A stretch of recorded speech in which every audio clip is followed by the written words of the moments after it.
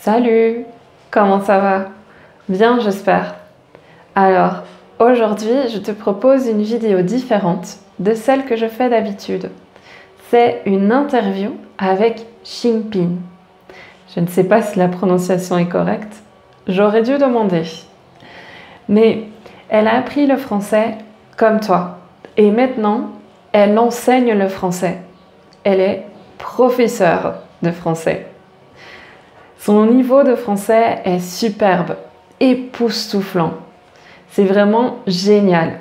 Elle a 2 chaînes sur YouTube, une où elle enseigne le français et une autre où elle parle des chocs culturels, donc des différences entre la Chine et la France, mais aussi de sa vie en France, tout en français. Donc c'est très intéressant. Et j'ai pensé alors, pourquoi pas, faire une interview avec elle et lui poser des questions sur son parcours, mais aussi lui demander des conseils pour toi, pour te motiver et pour t'aider à apprendre le français. Alors, c'est parti! Salut, Coucou, ça va? oui, ça va, et toi? Très Et- bien, Ok, parfait. super. Merci d'avoir accepté mon invitation et d'être là pour faire cette vidéo. Avec plaisir. Oui, merci de Super. m'avoir trouvé et de m'avoir proposé ça. Je trouve que c'est super gentil. Ah ouais, mais je suis tombée sur ta chaîne YouTube et j'ai adoré, vraiment. Merci. J'ai trouvé ça super et Ça me ouais. fait plaisir. Et donc justement, est-ce que tu peux te présenter et parler un peu de toi, de ta chaîne YouTube? Oui, bien sûr. Alors, c'est un peu long, on va dire, c'est une longue histoire. Ça fait déjà plus de 8 ans que je suis en France. Mhm, De base, je suis arrivée en 2016 pour faire un master pour devenir prof de français. mhm.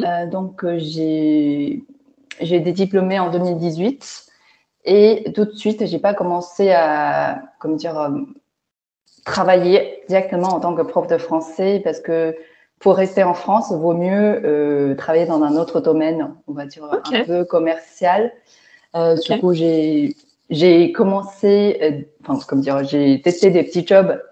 Oui, Au final, ça n'a pas abouti parce qu'il manque un peu soit des connaissances un peu spécifiques oui, sur le commerce, soit des compétences un peu professionnelles. Au final, c'est pendant le Covid que j'ai décidé d'enseigner le français à distance parce que ok. c'est plus pratique, c'est moins cher. J'ai pas besoin de me déplacer, donc ça Ouais. m'arrangeait très bien. Uhum. Donc au début, j'ai travaillé pour un centre de formation. Ok. Au final, j'ai décidé de quitter. Petit à petit, c'est moi maintenant qui gère tout. Ça veut dire création des annonces pour les cours, la recherche des élèves Ouais. et après l'organisation des cours.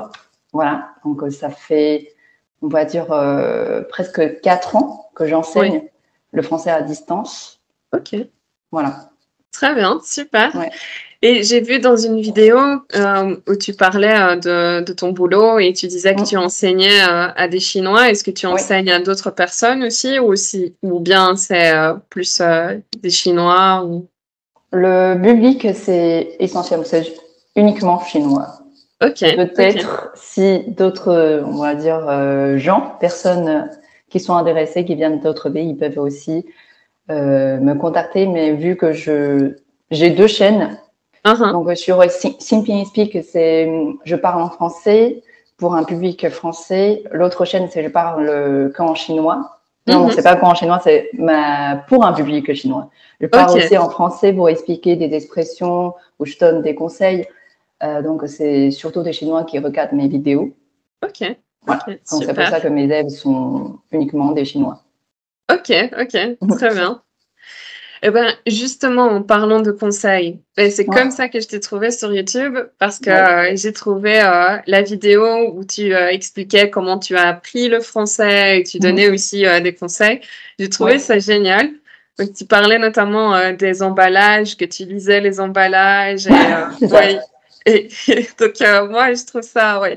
J'ai toujours pensé que le supermarché, c'est comme Disneyland pour C'est un apprendre une langue. dictionnaire vivant, en fait. On Voilà, peut oui. fouiller un peu partout en fonction de rayons, en fonction de ce ce qui nous intéresse pour voir un peu les étiquettes. En fait, c'est des, on va dire, sous-catégories. Voilà, comme ça, on fouille plus en détail des articles. Voilà.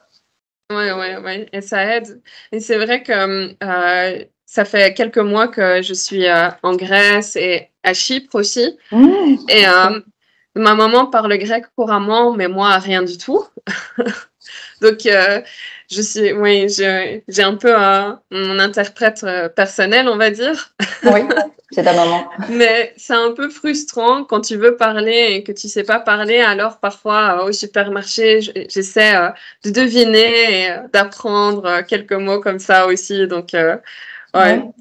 Mais ouais, ça c'est cool. Mais et donc, quel autre conseil aurais-tu à donner à une personne qui souhaite apprendre le français et aussi à une autre qui l'apprend mais qui est un peu frustrée, qui n'avance pas et qui se dit que le français c'est trop difficile, c'est pas pour moi. Je vois ce que tu voulais dire. C'est pour une personne qui débute totalement et pour une personne, c'est après une période d'apprentissage qui se sent toujours un peu perdue. Oui. Alors pour moi, si une personne qui commence à apprendre le français, il faut vraiment être très curieux, on va dire, parce que si notre langue maternelle est totalement différente du français, il peut avoir plein de choses nouvelles en fait. Ouais. Que ce soit pour la prononciation ou pour l'écriture, structure des phrases, tout ça, c'est totalement différent.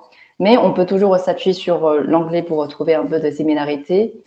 Mais parfois, c'est pas évident parce que des fois, on a des mots, on va dire, qui ont l'air pareils, mais qui n'ont pas toujours le même sens. Par exemple, je regardais la vidéo la plus populaire, tu as parlé du mot occupé.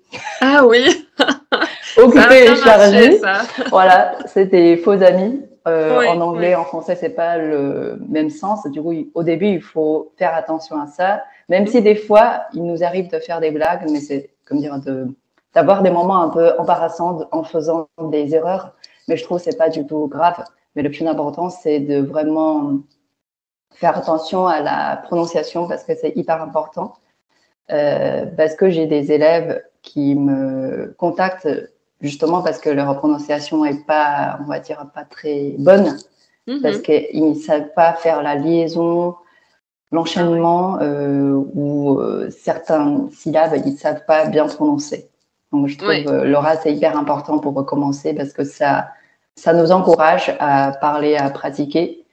Alors, si c'est pour une personne qui apprend déjà pendant un moment, qui se sent toujours un peu perdu, je pense que c'est lié on va dire, soit c'est la mauvaise pratique, on va dire, qui passe son temps à lire que des articles, qui a oublié la pratique à l'oral, ou soit c'est qui confond les usages des mots ou des expressions, ou qui confond aussi le français dans la vraie vie et le français dans le livre. C'est totalement différent. Alors, j'ai parlé de plusieurs aspects parce que c'est ce qui m'est arrivé au début quand je suis arrivée en France. J'avais quand même 4 années d'expérience parce que j'ai fait une licence en Chine.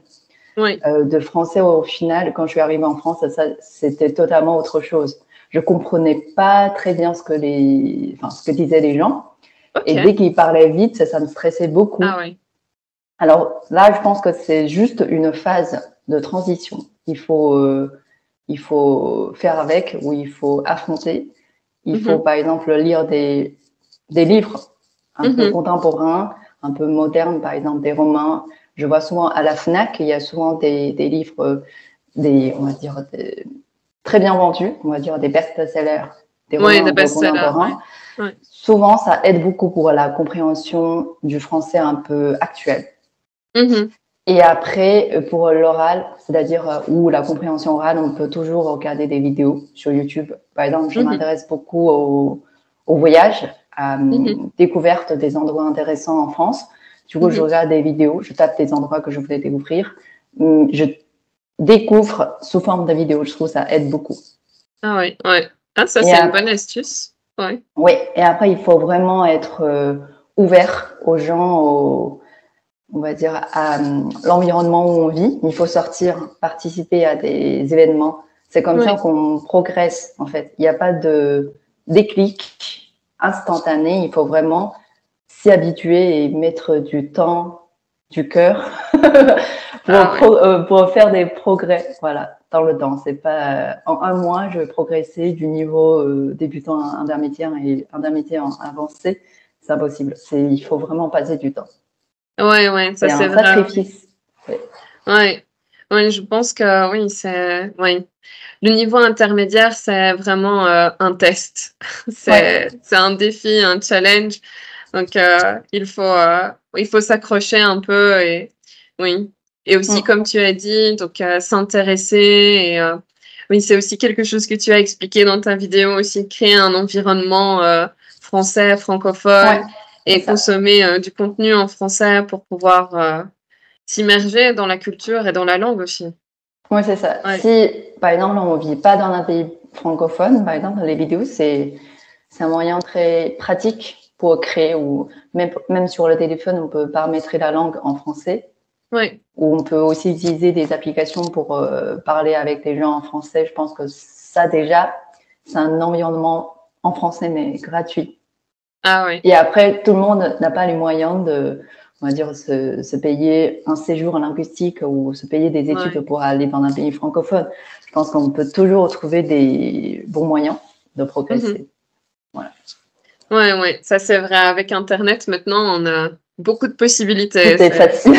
Tout est possible, Tout est possible, Ça change carrément mais complètement de quand j'étais étudiante. Enfin, il n'y avait pas toutes ces applications, il n'y avait pas toute cette facilité YouTube, donc c'était plus pour la musique. Donc, il n'y avait pas tout ce contenu, on va dire, plus interactif pour apprendre une langue et plus divertissant. Donc, maintenant, c'est génial, je trouve. Ouais. C'est un système de plus en plus divers, on va dire. Ouais. Et du coup, oui, quelque chose qui m'a vraiment impressionnée avec ton niveau de français, c'est que tu maîtrises, on va dire, tous les registres ou les niveaux de langue. Parce que donc je t'ai dit, j'aime bien ta chaîne, donc j'ai regardé pas mal de vidéos. Donc j'ai regardé celle où tu parles de ce que tu n'aimes pas en France, la langue française vue par une Chinoise, les 10 clichés sur les Français. Et donc tu as utilisé taré, racaille, se marrer, capter, un truc de ouf, marrant. Donc ça c'est vraiment top niveau, donc c'est super. Merci. Oui, j'ai vraiment appris, c'est comme on recueille c'est pas des plantes, on recueille des marrons dans la forêt, en fait, c'est vraiment petit à petit. Et aussi, je trouve que c'est bien de mélanger un peu les registres, mais pas trop. Ça veut dire le ton, en général, que j'utilise, c'est quand même très courant, un peu acceptable, on va dire très acceptable par... Non, c'est pas ça. Accepté par la plupart des gens. C'est pas un registre totalement familier. Mais de temps en temps, j'ajoute quand même quelques mots. Je pense que ça rapproche. Je me rapproche plus des jeunes. Voilà. Comme j'ai vu dans des vidéos de Hugo Décrypte. Est-ce que tu connais? Oui, je connais, mais bizarrement. Journalisme. Oui, je connais, mais bizarrement, j'ai pas vraiment regardé ces vidéos, donc je le connais parce qu'il est très connu, mais... Oui, super connu. Il est plus jeune que moi. C'est un journaliste, alors que il parle des fois avec du langage un peu familier. Je trouve c'est bien justement d'ajouter ce genre de dynamisme. C'est ce que je voulais ajouter aussi dans mes vidéos. Je trouve c'est intéressant, c'est mis à jour. Avec le français un peu évolué. Et en même temps, garder aussi quand même le côté sérieux.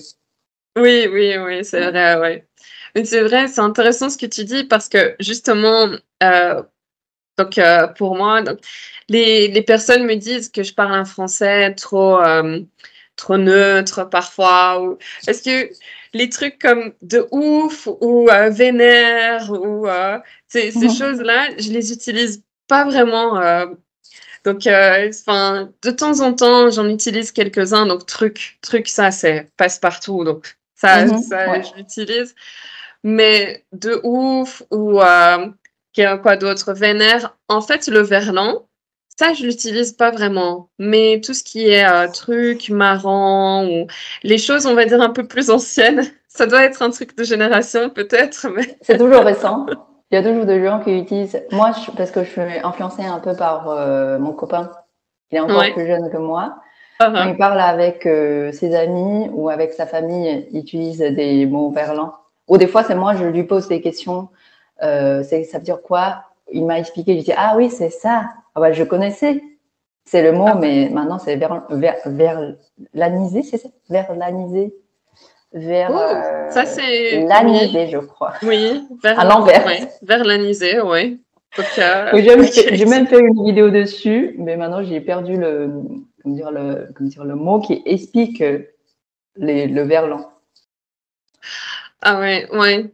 Oui, le verlan, oui, c'est toujours mettre les mots à l'envers et mélanger les syllabes. Il y a beaucoup de humoristes, mais je regarde même des vidéos des youtubeurs assez jeunes. Du coup, dans leurs vidéos, ils utilisent aussi le verlan. Par exemple, Squeezie, il y a aussi Inoxtag. Ah oui. Ce sont deux youtubeurs assez jeunes. Du coup, quand je les entends parler, j'apprends des mots au fur et à mesure. Et des séries aussi, c'est un peu moderne et ils utilisent aussi verlan. Bref, je la recommande vraiment, cette série, pour apprendre le français et s'habituer à la vitesse. Oui, c'est vrai que avec les séries françaises, la première impression qu'on a, si on n'est pas natif, ils parlent trop vite.